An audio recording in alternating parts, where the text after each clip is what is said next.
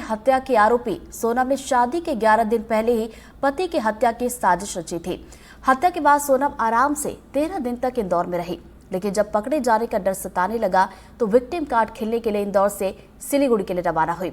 लेकिन फिर ऐसा कुछ हुआ कि सोनम ने गाजीपुर पहुंचकर ही अपने परिवार को फोन कर दिया। ये रिपोर्ट आपको दिखाते हैं।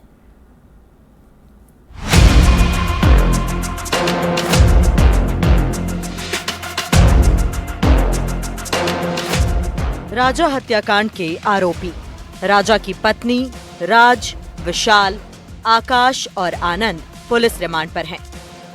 आरोपियों से पूछताछ में रोज नए नए खुलासे हो रहे हैं, लेकिन इस मामले में सबसे बड़े खुलासे सोनम और राज से पूछताछ में हुए हैं। पुलिस ने दावा किया है कि राज इस हत्या का मास्टरमाइंड था और सोनम उसकी पार्टनर। मेघालय पुलिस एसपी के अनुसार जिस दिन राजा की लाश मिली उस दिन इंदौर में सोनम थी। हत्या के बाद सोनम 26 मई से 8 जून तक इंदौर में थी।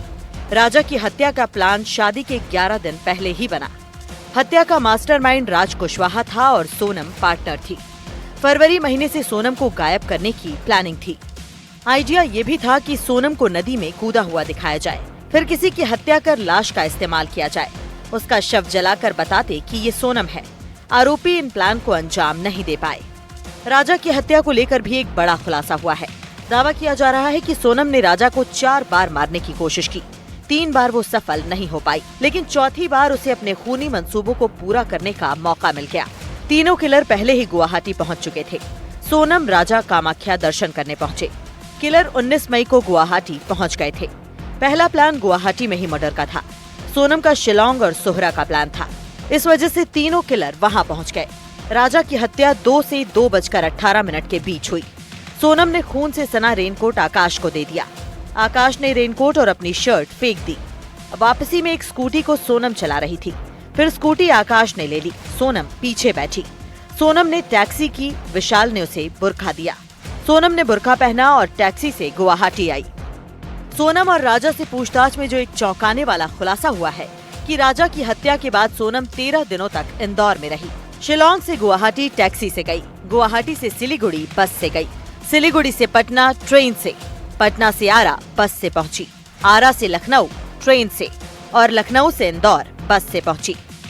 लेकिन सोनम और राज गैंग की चालबाजियां काम नहीं आई और पुलिस उन तक पहुंच गई। लेकिन राजा के हत्यारों को भनक लग गई थी कि जल्द ही उनका पर्दाफाश होने वाला है।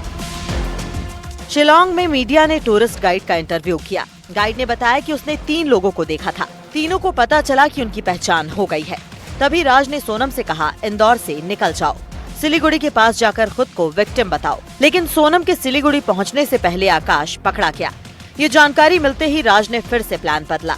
राज ने सोनम को कहा, परिवार को फोन करो।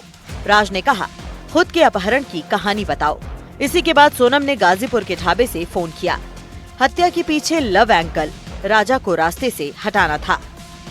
वैसे तो शिलोंग पुलिस को ऐसे कई सबूत मिल गए थे जो साफ साफ इशारा कर रहे थे कि राजा की हत्या में कहीं न कहीं सोनम का हाथ है।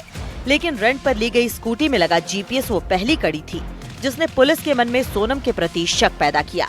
सोनम, राजा को स्कूटी रेंट पर देने वाले अनिल से हमने बात की। तो आपको पुलिस ने बताया कि आपकी स्कूटी जो है मिली है, वो स्कूटी कब मिली थी? ये आपका चौथा दिन, मतलब थर्सडे, फ्राइडे, सैटरडे का नाइट को कॉल आया था मेरे को। अच्छा। कि यहाँ पे स्कूटी रखा हुआ है। अच्छा जी। तो जीपीएस की हेल्प से केस को क्रैक करने में काफी हेल्प हुई पुलिस की, मतलब आप ये कह रहे हैं?